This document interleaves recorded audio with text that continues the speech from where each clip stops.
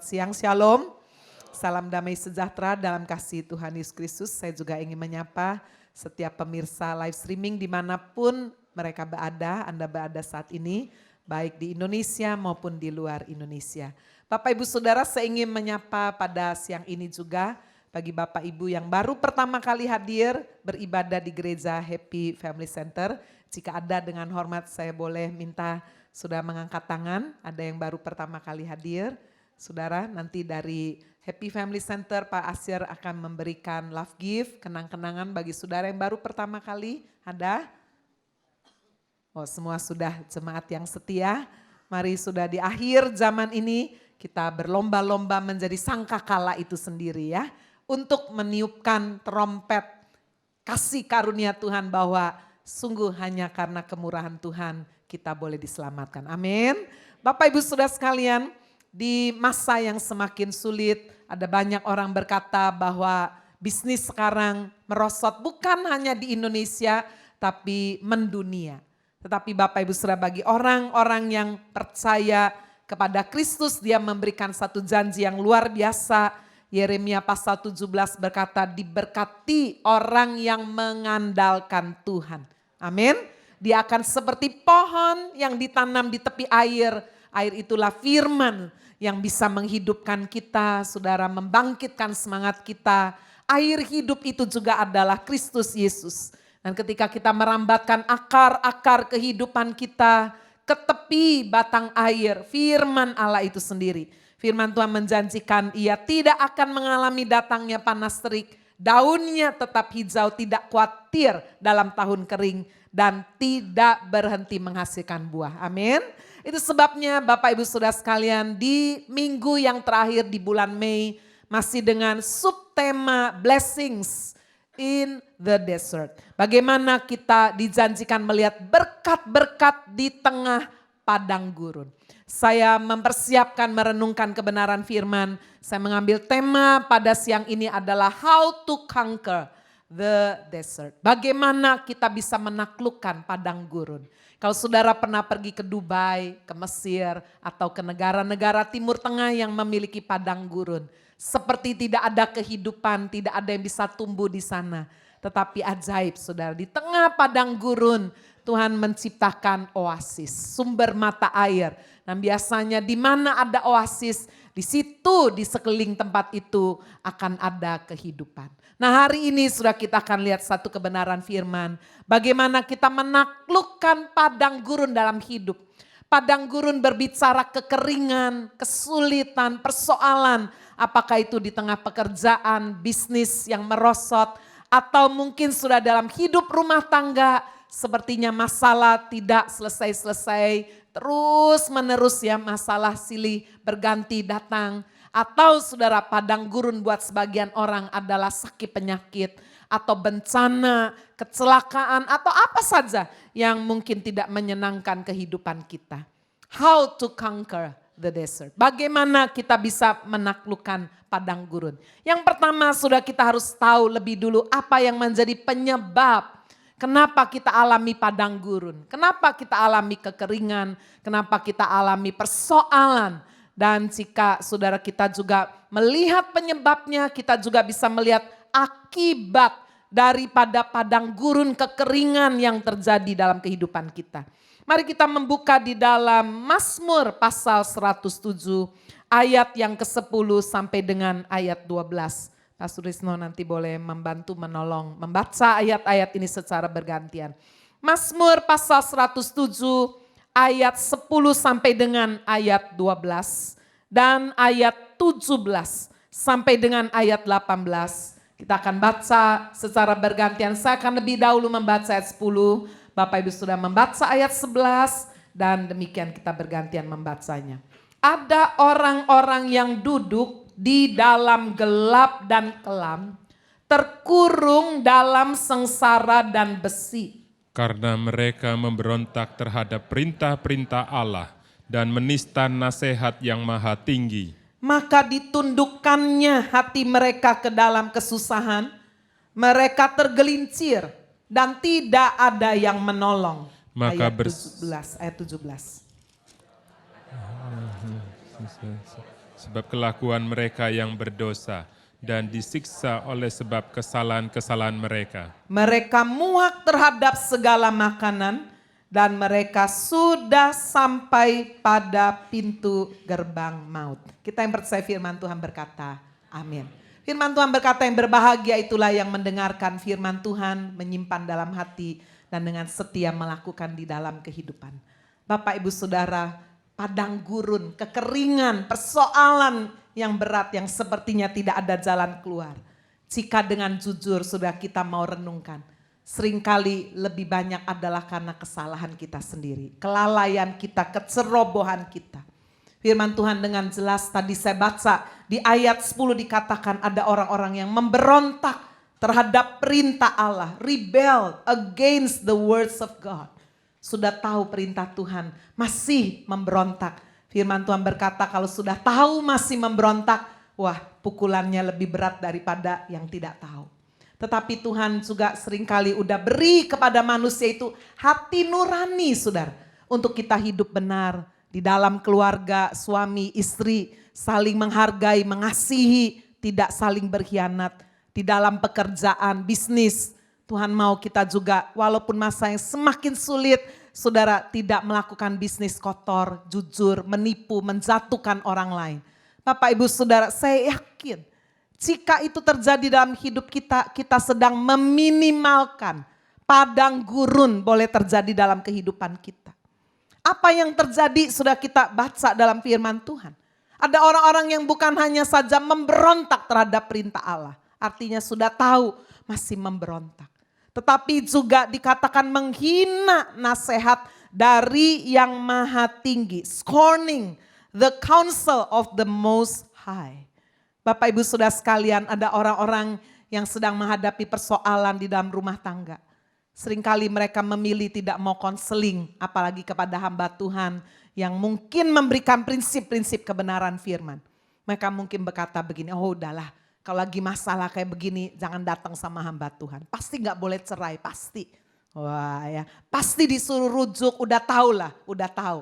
Wah, saudara, itu sama dengan scorning, menghina nasihat dari yang maha tinggi.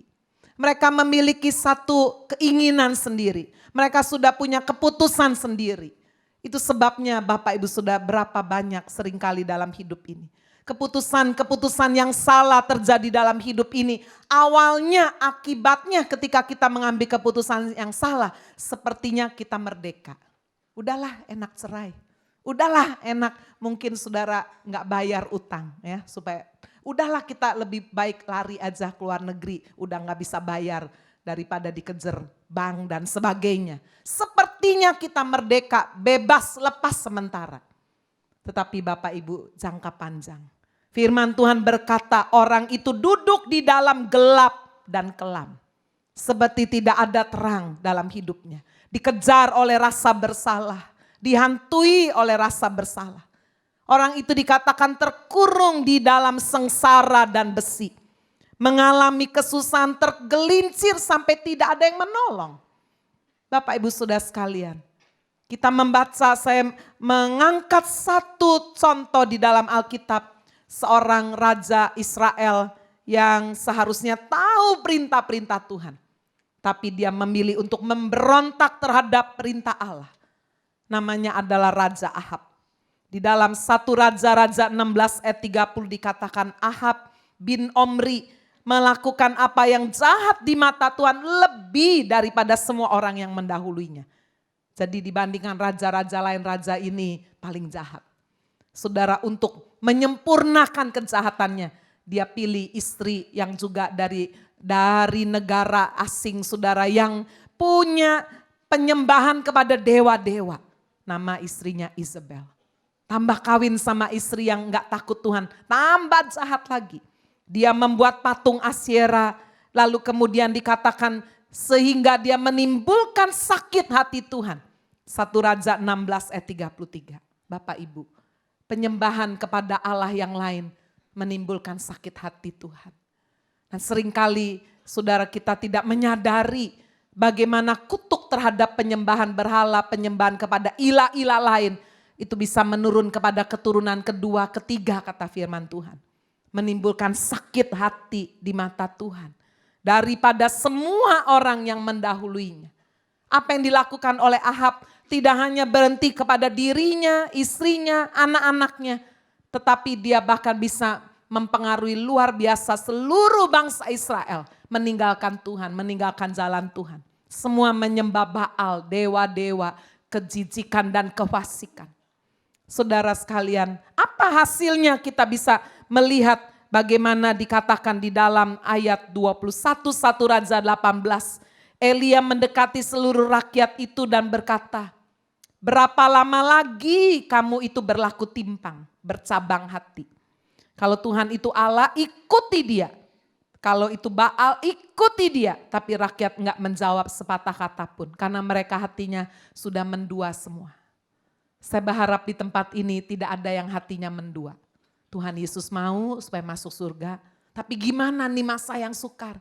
Saya perlu dukun juga, saya perlu suhu juga, saya perlu hong sui juga, saya perlu ramalan juga. Wah, hati mendua sudah akan membawa saudara masuk kepada awalnya memang waduh kelihatan seperti ada terang. Tetapi itu adalah satu tipuan, iblis adalah pendusta. Ujungnya sudah seperti firman Tuhan berkata, kita akan duduk dalam gelap, kelam terkurung dalam sengsara dan besi. Mengalami kesusahan sehingga sepertinya tidak ada lagi yang menolong. Bapak Ibu Saudara, di ayat yang ke-17 kita juga membaca bagaimana kelakuan yang berdosa. Some were fools in their rebellion. They suffered for their sins. Saudara, ada cukup banyak sakit penyakit yang terjadi dalam hidup ini sebetulnya bukan karena sesuatu yang kita makan. Ya, hari-hari ini memang banyak sekali makanan yang bisa menimbulkan orang gampang sakit lebih daripada hari-hari sebelumnya. Ya, isu-isu seperti beras plastik, waduh ya. Lalu banyak lagi sudah beli buah, beli sayur, kita juga harus hati-hati. Beli ikan, ayam, semua yang mengkilat tanpa cacat, justru itu hati-hati. Serangga aja nggak mau saudara ya beli makan sayur atau buah yang licin. Apalagi, tapi manusia selalu pilih yang bagus depannya. Bapak Ibu Saudara, kita mendengar hari-hari ini bagaimana anak-anak remaja, anak-anak kita baru usia 20 tahun sudah bisa kena diabetes, sudah kolesterolnya tinggi sekali. Saya ketemu jemaat berkata, kurus orangnya. Waduh Bu, saya kolesterolnya 250, waduh. Enggak cekot-cekot tuh kepala. Iya, tapi makan aja. Karena merasa masih muda. Bapak Ibu Saudara sekalian. Firman Tuhan dengan jelas berkata ada orang-orang yang menjadi sakit oleh sebab kelakuan mereka yang berdosa. Kelakuan mereka yang berdosa, Bapak Ibu Saudara termasuk kita tidak bisa menahan diri juga kan. Salomo memberi nasihat jika kamu makan di antara raja-raja katanya, taruhlah pisau di leher. Ya, artinya apa? Biasa kalau makan sama raja-raja atau orang-orang kaya, biasa kasih makan yang enak-enak. Dan kita tahu sudah makanan yang enak-enak biasanya kurang sehat. Betul ya, makanan yang sehat biasanya nggak boleh terlalu asin, nggak boleh terlalu manis, nggak boleh terlalu pedas, nggak boleh minyak. Waduh, kok nggak enak. Saudara, bukan tidak boleh makan, tetapi mungkin sudah kita harus memakai hikmat. Di masa yang semakin akhir banyak sekali orang yang sakit sudah karena tidak bisa mengendalikan diri. Tetapi Bapak Ibu Saudara, ayat ini berbicara bukan hanya soal tidak mengendalikan diri dalam hal makan, tetapi juga sikap hati yang salah. Ada orang-orang yang mungkin sudah jaga sedemikian rupa makan hati-hati, tapi sakit yang enggak. Bapak Ibu Saudara sekalian. Bagaimana sikap hati penuh kekhawatiran, khawatir rasa takut yang luar biasa. Dulu mama saya sakit mah yang sangat akut. 7 anak sudah dia harus kerja bantu suami, besarkan anak. Aduh banyak sekali yang harus dikerjakannya. Sakit mah sangat parah sekali. Sampai kemudian dia boleh datang kepada Tuhan. Saya juga waktu itu sudah kenal Tuhan. Sungguh-sungguh saya doakan mama saya. Saudara sampai saya berkata, mama puasa aja. Hah? Sakit mah harus makan kok puasa. Tapi waktu dia nurut saudara, puasa tidak seharian penuh. Puasa mulai dengan 2 jam tidak makan.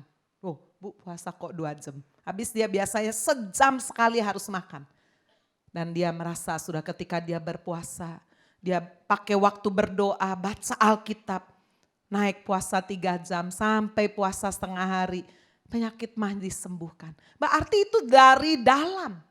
Kekhawatiran, ketakutan, kecemasan yang berlebihan. Berapa banyak pengusaha-pengusaha mahnya kumat kalau lagi waduh ngurus pajak ya. Ini omset nurun, orang utang gak bayar, waduh langsung. Bapak Ibu Saudara sekalian. Sikap hati yang enggak benar. Disiksa oleh kesalahan-kesalahan mereka. Lebih jauh bukan cuma khawatir, cemas, takut. Tapi sakit hati. Waktu saudara dirugikan oleh pelanggan saudara.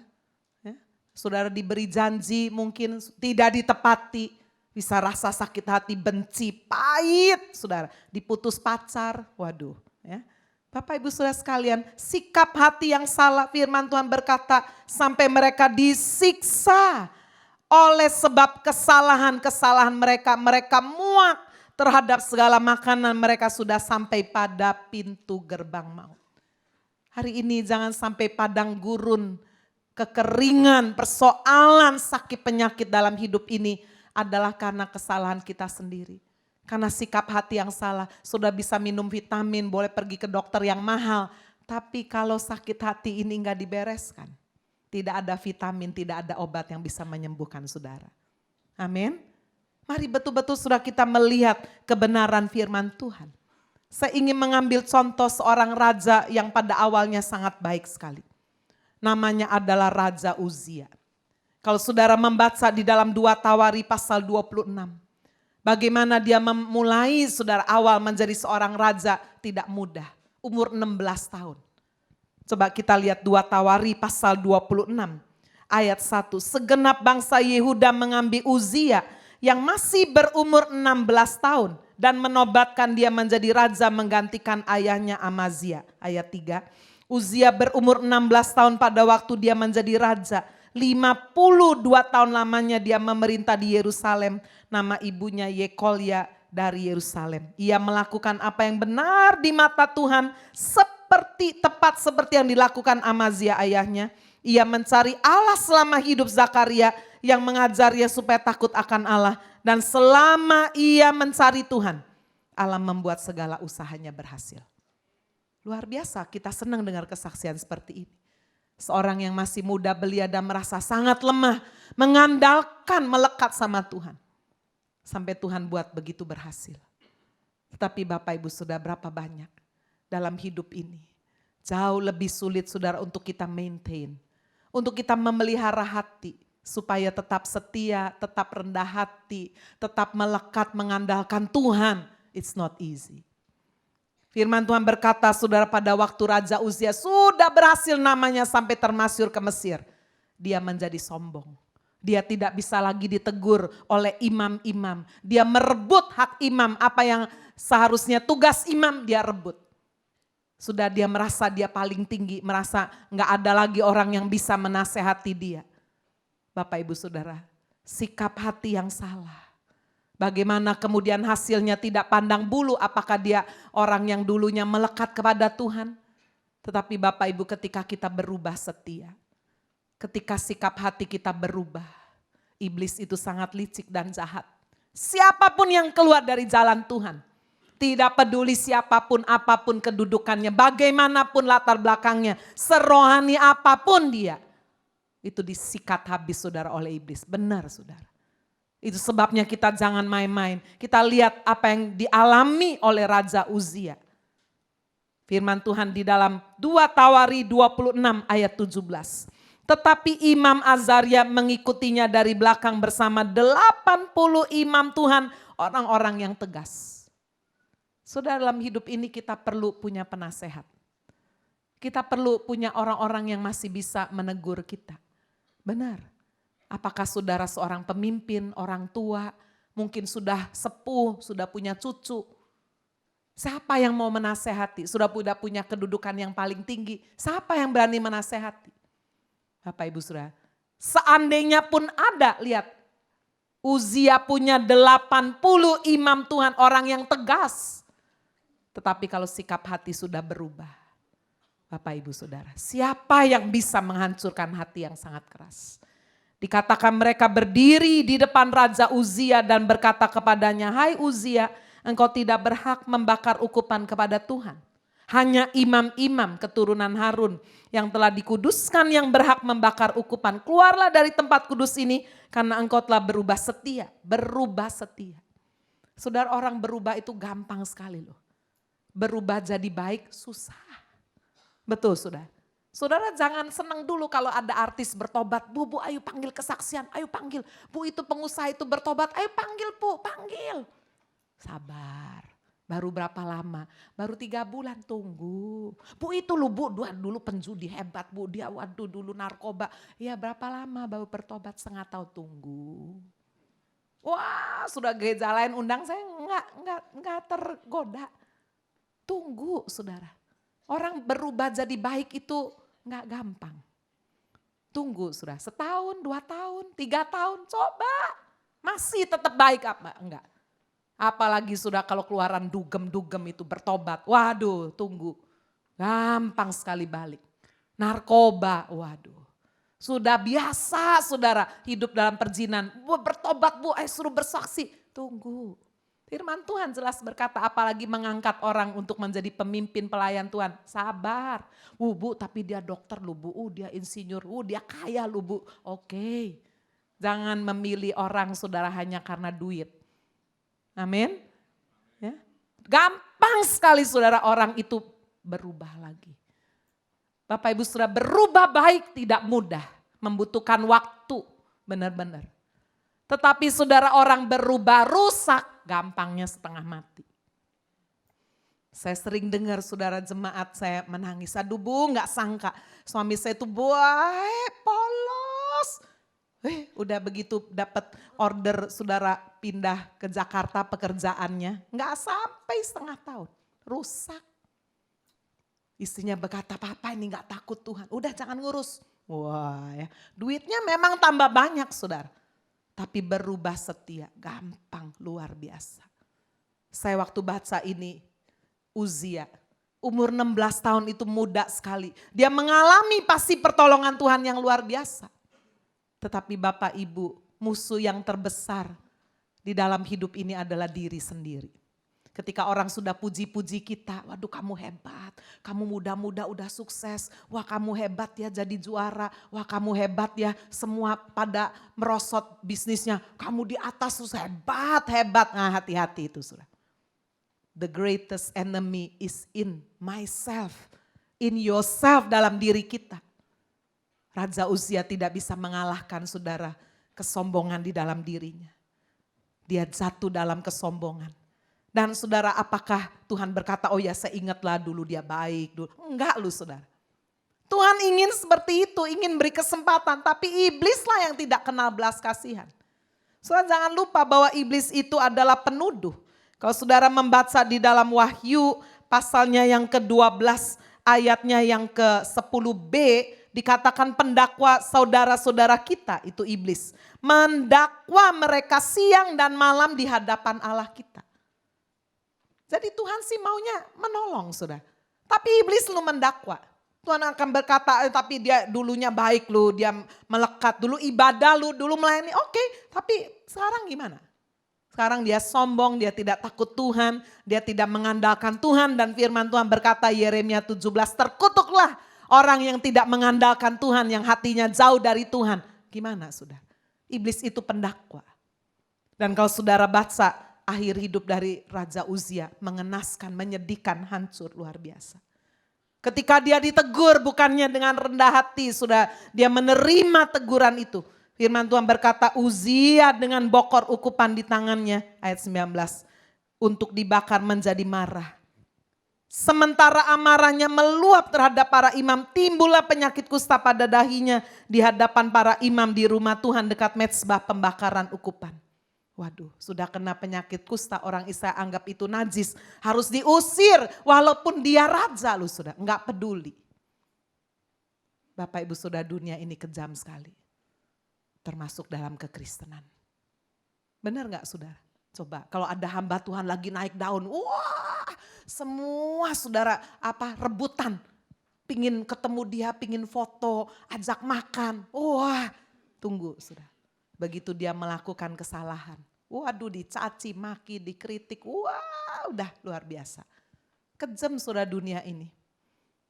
Saya melihat sudah inilah juga yang terjadi dalam kehidupan Uzia. Walaupun dia raja sudah membawa bangsa Israel sampai naik. Terkenal sampai di Mesir, dalam negeri, luar negeri, perekonomian sampai maju luar biasa. Tapi dia begitu kena sakit kusta. Hukum saudara melarang seorang sakit kusta tinggal di rumahnya apalagi di istana, diusirnya. Lalu kemudian saudara dikatakan sampai pada matinya. Raja Uzia sakit kusta sampai kepada hari matinya. Bapak Ibu, jangan main-main dengan pemberontakan. Jangan main-main saudara sekalian dengan menghina nasihat dari Tuhan, dari orang-orang yang rohani. Jangan main-main dengan sikap kelakuan yang berdosa. Sebab saudara memang tawaran untuk hidup memberontak, hidup keluar dari jalan Tuhan, kenikmatannya, keuntungannya cepat. Tetapi jangka panjangnya firman Tuhan sudah berkata, duduk dalam gelap dan kelam, terkurung dalam sengsara dan besi. Mengalami kesusahan tergelincir sampai tidak ada yang menolong. Sekarang kita lihat penyebab yang kedua.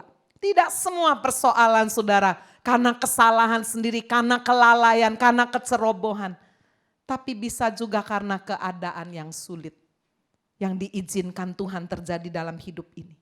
Mari kita lihat itu dalam Mazmur 107. Ayat 23 sampai dengan ayat yang ke-27. Kita baca bergantian ya. Saya baca dulu ayat 23, sudah baca ayat 24 bersama Pak Sutrisno. Ada orang-orang yang mengarungi laut dengan kapal-kapal, yang melakukan perdagangan di lautan luas. Mereka melihat pekerjaan-pekerjaan Tuhan dan perbuatan-perbuatannya yang ajaib di tempat yang dalam. Ia berfirman, maka dibangkitkannya angin badai yang meninggikan gelombang-gelombangnya. Mereka naik sampai ke langit dan turun ke samudera raya. Jiwa mereka hancur karena celaka. Mereka pusing dan terhuyung-huyung seperti orang mabuk dan kehilangan akal. Bapak Ibu Saudara, ini adalah satu kelompok orang yang dikatakan sedang bisnis, dagang, hubungannya ada dengan laut. Dan mereka adalah orang yang takut Tuhan, mereka melihat pekerjaan Tuhan, mereka melihat pertolongan, keajaiban, perbuatan yang ajaib di tempat yang dalam. Ya, pekerjaan mereka mungkin ya ada hubungannya dengan lautan, ekspedisi dan lain-lain. Tetapi saudara, firman Tuhan berkata di ayat 25, Tuhan berfirman, dibangkitkannya angin badai. Jelas, Tuhan yang bangkitkan angin badai. Sampai pakai bahasa yang sangat puitis, mereka kapalnya sampai menyentuh langit, sampai ke bawah kepada samudra raya. Artinya saudara, betul-betul masa yang sangat mengerikan sekali, bisa hancur kapalnya, mereka bisa mati ditelan oleh lautan yang buas. Bapak Ibu, keadaan yang sulit bisa membuat orang-orang percaya tidak pandang bulu. Itu bisa melanda setiap kita. Bapak Ibu Saudara, saya mengambil contoh di dalam Alkitab, menurut saya tidak ada contoh yang lebih tepat menggambarkan saudara. Seorang mengalami penderitaan bukan karena kesalahan, bukan karena kelalaiannya. Orang itu bernama Ayub. Dan saya merasa sudah tidak ada manusia di dunia ini yang memiliki penderitaan sehebat Ayub. Bapak Ibu Saudara, Alkitab membuktikan bahwa Ayub seorang yang betul-betul sangat berkenan di hati Tuhan. Sampai dia dipuji luar biasa di dunia ini, di bumi ini. Tidak ada orang yang seperti Ayub, enggak ada. Sampai Tuhan berani memamerkan kepada iblis. Kamu lihat ya, tadi saudara cocok dengan Wahyu pasal 12 yang kita baca. Iblis pendakwa itu bisa turun naik siang malam membawa tuduhan. Jadi sudah satu hari ketika iblis juga bawa tuduhan lagi ngobrol-ngobrol. Tuhan berkata, kamu lihat Ayub, gak ada orang kayak dia. Saleh, jujur, takut akan Tuhan, dia menjauhi kejahatan. Bapak Ibu Saudara, Setan jawab apa? Oh iya, tentu aja. Dia baik, saleh, jujur. Habis dia punya semuanya, dia kaya, terkaya. Dia juga punya anak, baik-baik semua. Dia punya istri, punya semuanya. Ya tentu aja baik. Bapak Ibu Saudara. Lalu kemudian iblis memberikan rahasia itu. Kenapa Ayub sampai diberkati luar biasa? Ayub 1 ayat 10, bukankah engkau yang membuat pagar sekeliling dia, rumahnya serta segala yang dimilikinya. Apa yang dikerjakannya telah kau berkati dan apa yang dimilikinya makin bertambah di negeri itu. Sudah membaca ayat ini, biarlah membuat hati kita ini rendah. Saudara bisa kerja keras luar biasa. Tapi kalau tidak ada berkat Tuhan, tidak jalan saudara. Amin. Orang dunia bilang hoki. Udih hoki ya. SD gak lulus. Itu loh temennya, dulu teman SD-nya S2. Tapi teman S2-nya sekarang kerja sama yang lulus SD. Gimana sudah kalau dunia menceritakan ini? Ya hoki. Itu di Magelang saudara, ada tuh. Ya, koordinator, mamanya koordinator HFC di Magelang. Satu kelas.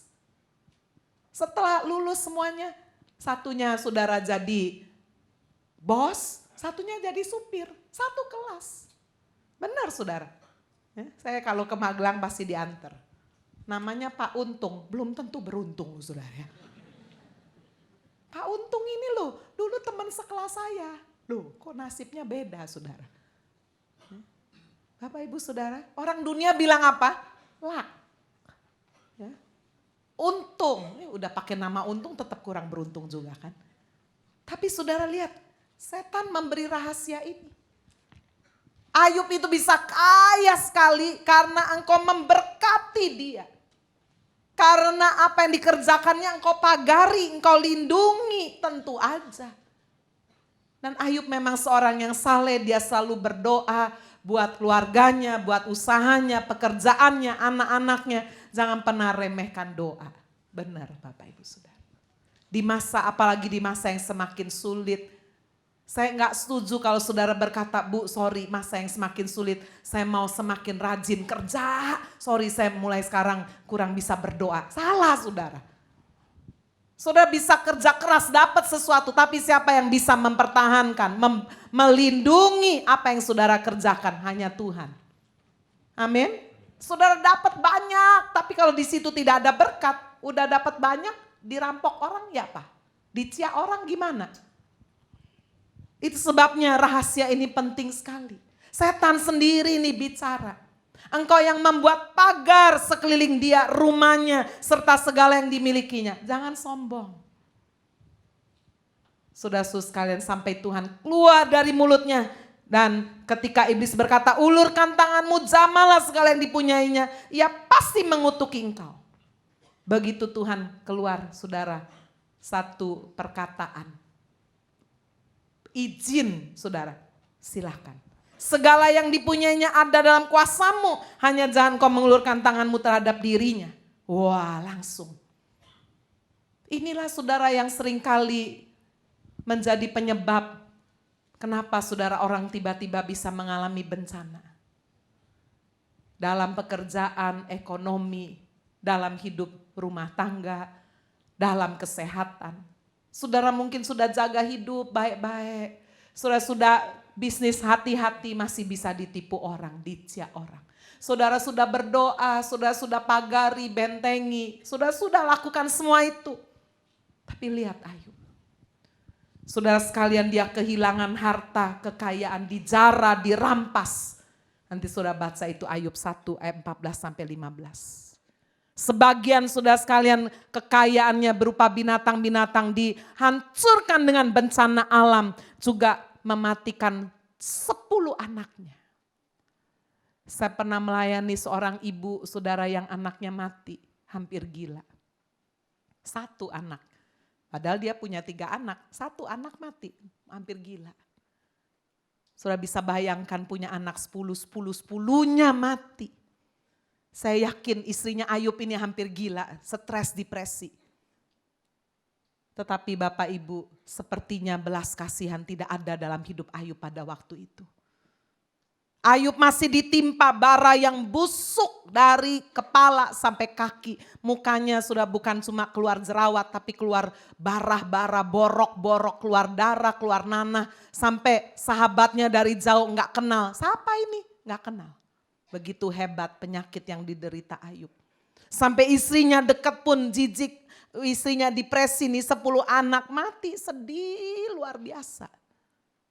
Tapi lihat Ayub masih menyembah Tuhan, masih berlutut. Firman Tuhan berkata Ayub tidak berdosa saudara dengan mulutnya.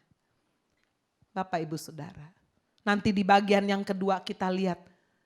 Setelah kita tahu apa yang bisa menyebabkan padang gurun dalam hidup kita. Apa yang bisa menyebabkan kekeringan, persoalan, bencana yang mungkin tidak seorang pun mau dalam hidup ini. Saudara sekalian, nanti kita akan lihat bagaimana kita bisa keluar dan menang dari padang gurun. Ayub alami semua, saudara, istrinya meninggalkan dia. Bahkan sahabat-sahabatnya yang datang yang awalnya baik, simpati, memberikan empati. Akhirnya gak tahan juga menghakimi Ayub. Kamu pasti ada dosa tersembunyi, pasti gak mungkin kalau kamu hidup benar kayak begini. Saking melihat penderitaan Ayub yang luar biasa. Sampai di Ayub 16 ayat 2, Ayub berkata kamu penghibur, sialan semuanya. Saudara, dengan siapa saudara bergaul itu penting. Saya berharap hari ini Bapak Ibu, saudara punya teman-teman, sahabat-sahabat yang bisa diandalkan. Kalau saudara punya teman yang baik, waktu saudara happy, saudara sukses, waduh gampang. Semua mau berteman dengan saudara. Kalau saudara kaya luar biasa, semua mau. Apalagi diajak makan gratis, wah semua mau. Tetapi sahabat yang baik justru waktu kita gak punya apa-apa. Gak punya siapa-siapa. Waktu kita alami bencana, waktu kita alami musibah. Masih ada orang yang mau datang, masih ada orang yang mau terima telepon. Wah, true friend. Itulah sahabat yang benar. Ayub tidak memiliki semuanya. Bapak Ibu Saudara-saudara sekalian. Sampai dari gak salah jadi salah. Bapak Ibu Saudara sekalian, Ayub akhirnya apa? Dia mengutuki hari kelahirannya. Lebih baik aku gak lahir daripada kayak begini. Karena saking hebatnya penderitaan yang dia alami. Bapak Ibu. Hari ini setelah kita belajar untuk menghadapi persoalan, kita mau introspeksi, apa sih? Karena saudara yang namanya persoalan, bencana alam, musibah, itu tidak pandang bulu. Berapa banyak orang yang sudah mengawali karirnya, hidupnya dari nol, apakah itu pekerjaan, apakah itu hidup rumah tangga, apakah itu hidup pelayanan, prestasi dia udah ukir, sampai berhasil. Tapi saudara, jika kita tidak pelihara, kita bisa seperti Raja Uzia. Atau saudara, Tuhan izinkan saudara sudah di puncak kesuksesan yang luar biasa, Tuhan izinkan ada angin badai datang. Nah, sikap selanjutnya inilah menentukan apakah kita akan menang sampai akhir. Itu sebabnya bagian yang kedua kita akan lihat. Setelah tahu apa yang menjadi penyebab kenapa kita alami ini. Kita tentu mau tahu solusinya. Bagaimana kita bisa keluar dan menang dari padang gurun. Mari kita buka kembali Mazmur pasal 107 ayat 13, ayat 19 dan ayat 28. Bunyinya sama semuanya. Maka berseru-serulah mereka kepada Tuhan dalam kesesakan mereka. Dan diselamatkannya mereka dari kecemasan mereka. Ayat 19. Maka berseru-serulah mereka kepada Tuhan dalam kesesakan mereka. Dan diselamatkannya mereka dari kecemasan mereka. Ayat 28. Maka berseru-serulah mereka kepada Tuhan dalam kesesakan mereka. Dan dikeluarkannya mereka dari kecemasan mereka. Berseru-seru. Mencari Tuhan. Jangan semakin menjauh dari Tuhan. Saudara kalau punya komunitas yang kecil, family cell, happy family punya family cell atau cell group atau apa saja.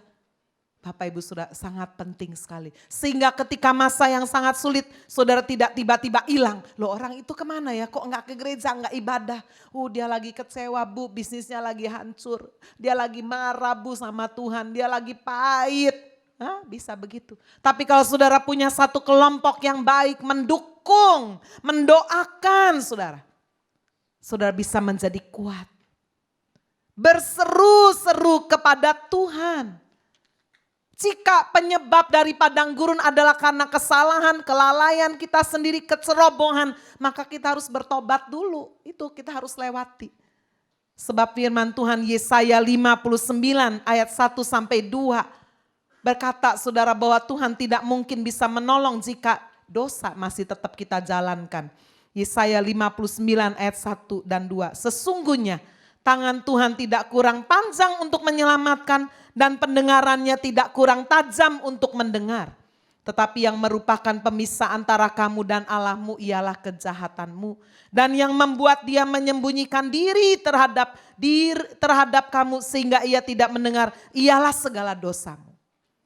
Jadi perlu sekali kita tahu source, sumber, akar, the root. Apa yang menyebabkan saya mengalami ini? Bisnisnya kenapa mundur begini? Kenapa ya? Apakah saudara kualitas barang buruk? Apakah marketing? Atau saudara mulai tidak memperhatikan pelanggan? Atau apa? Kalau sudah menghadapi sakit penyakit kita juga mau telusuri. Kenapa? Apa saya ada salah dalam hal makan, pola hidup? Telusuri. Kalau rumah tangga terjadi goncangan, kita mau benar-benar saudara mengevaluasi. Jika semua sudah. Dan bukan karena kesalahan kita. Apa saudara sikap kita? Jangan bersungut-sungut. Saya melihat saudara orang yang benar. Menghadapi masalah. Tapi sudah ketika dia hadapi masalah dia ngomel. Dia marah, dia kecewa. Saya sudah melayani, saya sudah ibadah, saya sudah sumbang, saya sudah begini-begini. Saya kok ngalami ini? Tuhan model apa? Wah, hati-hati. Jangan bersungut-sungut. 1 Korintus 10 ayat 10 sampai 11. Janganlah bersungut-sungut seperti yang dilakukan oleh beberapa orang dari mereka. Sehingga mereka dibinasakan oleh malaikat maut. Nih gara-gara ngomel saudara. Sampai dibinasakan oleh malaikat maut. Semuanya ini telah menimpa mereka sebagai contoh. Dan dituliskan untuk menjadi peringatan bagi kita yang hidup pada waktu di mana zaman akhir telah tiba. Bapak Ibu, masa yang sulit bisa dialami oleh siapa saja. Tapi ujian yang paling berat ketika kita menghadapi persoalan adalah untuk kita menjaga mulut kita jangan salah. Saudara mau melihat hari depan saudara baik? Amin. Amin. 1 Petrus pasal 3 ayat 10. Saudara memberikan satu nasihat yang penting sekali. 1 Petrus pasal 3 ayat yang ke-10. Siapa yang mau mencintai hidup dan mau melihat hari-hari baik, jangan cari Hong Sui Pun. Mau lihat hari baik ya. Siapa yang mau melihat hari baik, ia harus menjaga lidahnya terhadap yang jahat. Dan bibirnya terhadap ucapan-ucapan yang menipu. Amin. Jangan ngomel. Saudara sudah masa yang sukar, masih terus ngomong negatif. Waduh si Pun mati nih, sepi nih, terus saja, terus ngomong. Hidup dan mati dikuasai lidah siapa memakan buahnya. Bapak Ibu sudah belajar untuk tidak bersungut-sungut walaupun itu tidak mudah. Saya membaca satu kisah inspiratif yang betul-betul saudara membangkitkan kita pada masa-masa yang sulit. Dia adalah seorang pemuda dari Ukraina.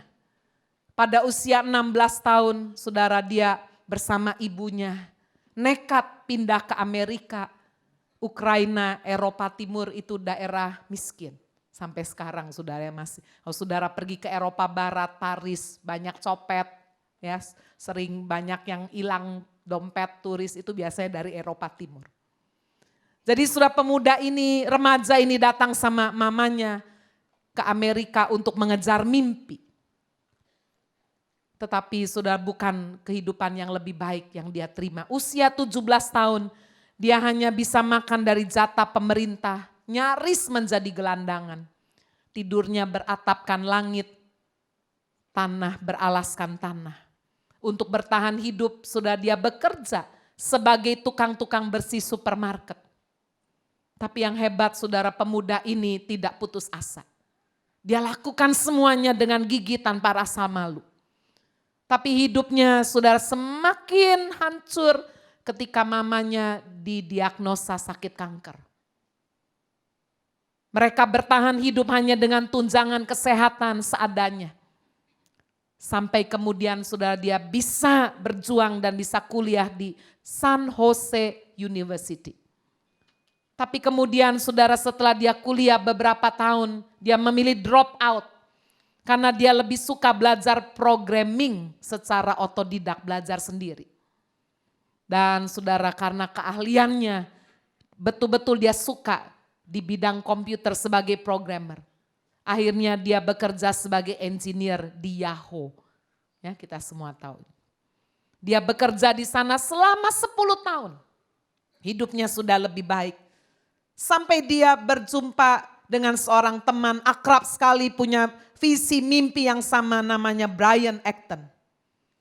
Dan saudara keduanya membuat sebuah program aplikasi di tahun 2009.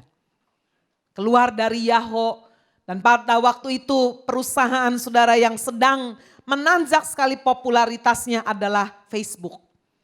Ya, pendirinya adalah Mark Zuckerberg, orang Yahudi yang pernah pergi ke Indonesia. Sudah sekalian, tetapi waktu melamar ke sana pemuda ini ditolak. Facebook mungkin kini sangat menyesali pernah menolak lamaran dua orang ini.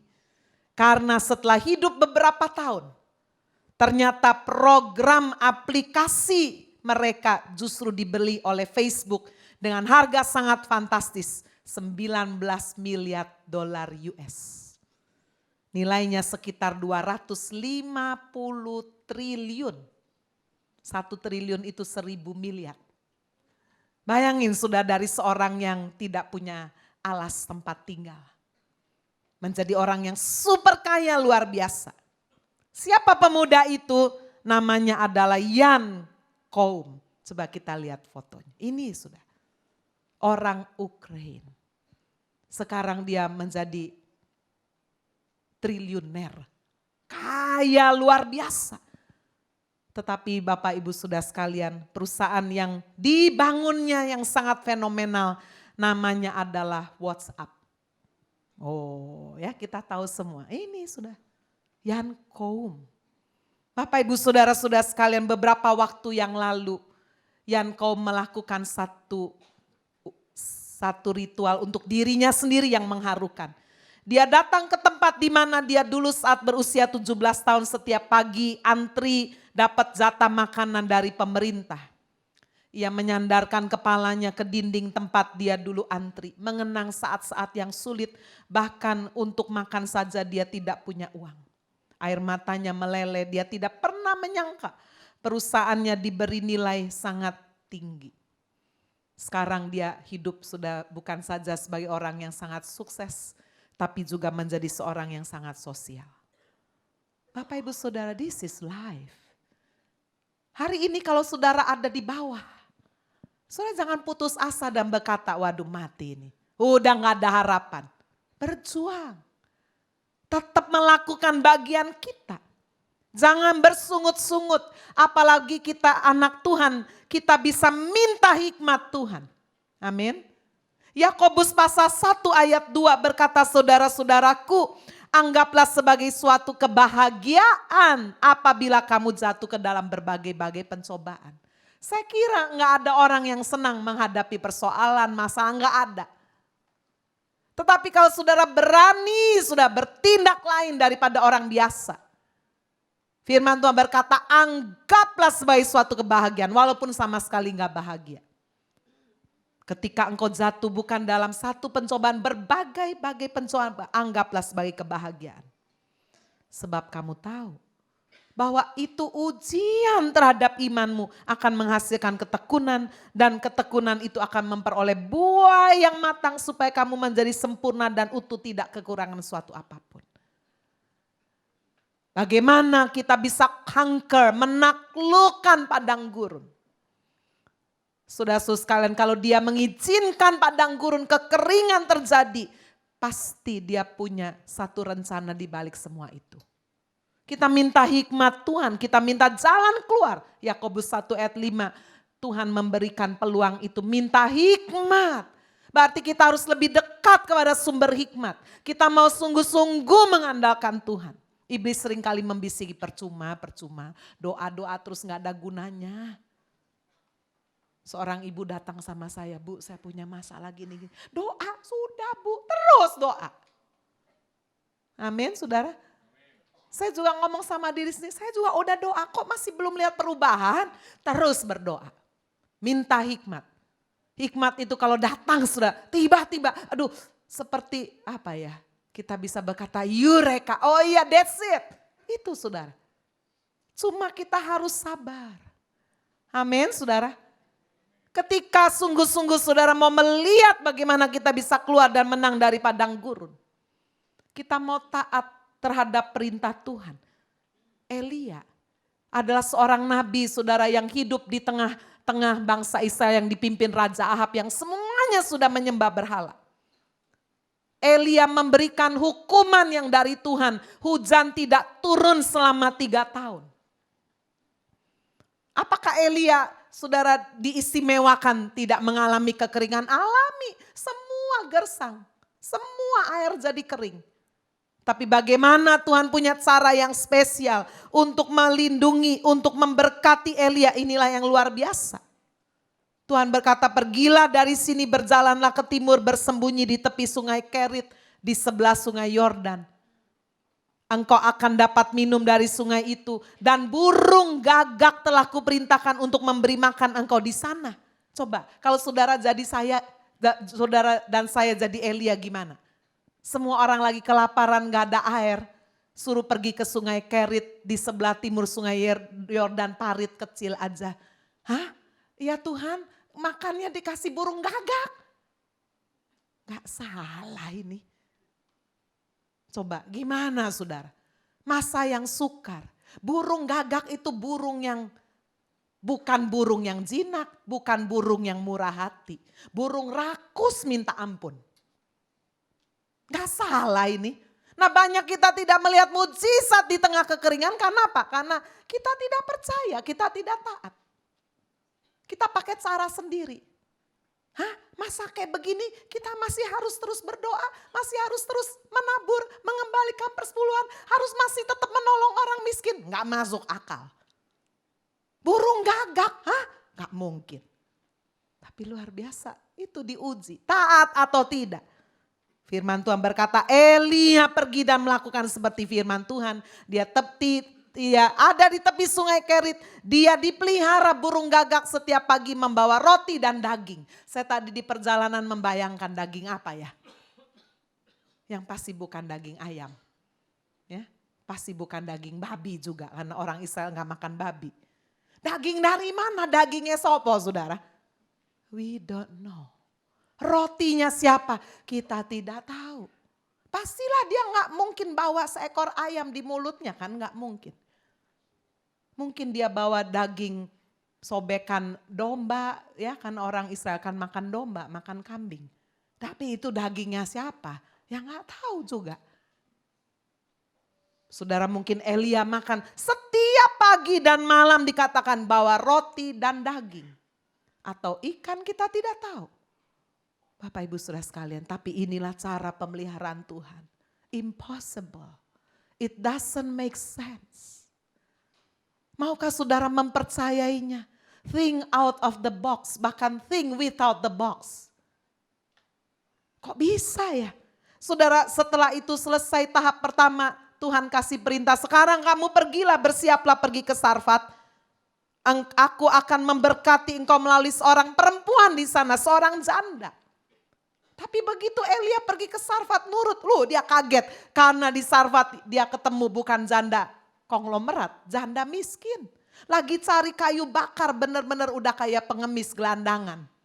Gak salah ini Tuhannya. Bapak Ibu Saudara, saya tidak tahu padang gurun apa yang saudara sedang hadapi dalam hidup ini.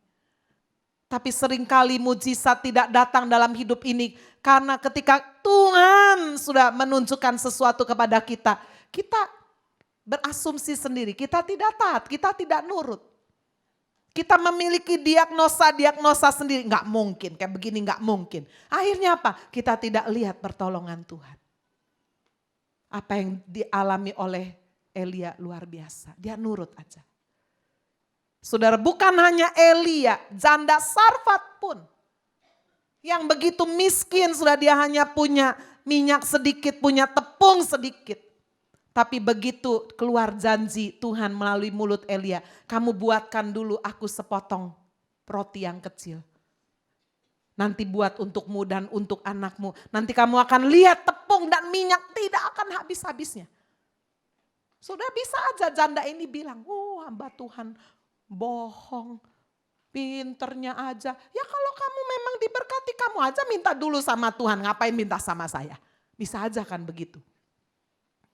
Bapak Ibu di tengah padang gurun. Apa pelajaran yang kita dapatkan dari peristiwa ini? Tuhan mau kita tidak kurang, kita tetap belajar murah hati. Amin. Jangan masa yang sulit saudara jadi medit, salah. Saudara masa yang sulit sudah malah tidak menabur. Kalau sudah tidak menabur, apanya yang dituai? Saudara masa yang sulit, janda Sarfat hanya cukup untuk dirinya. Aku makan dan anakku makan, habis itu aku mati loh. Tapi Elia berkata, ya sudah bikin dulu untuk aku, habis itu kamu makan. Kamu lihat nanti tepung dan minyak tidak akan habis. Percaya. Dan itulah yang terjadi nanti saudara baca itu. Bapak Ibu. Masa yang sulit bisa dialami oleh siapa saja. Tetapi kenapa hasilnya berbeda? Karena how to respond, how to react. Bagaimana kita bereaksi, bagaimana kita meresponi masa yang sulit itu yang terpenting. Ayub sebelum dipulihkan 2 kali lipat dari sebelumnya, dia mengampuni. Dia disuruh Tuhan, sahabat-sahabatnya menjengkelkan dia, suruh datang. Suruh doakan, berkati sahabat-sahabatmu. Ketika Ayub lakukan itu pemberesan baru dia.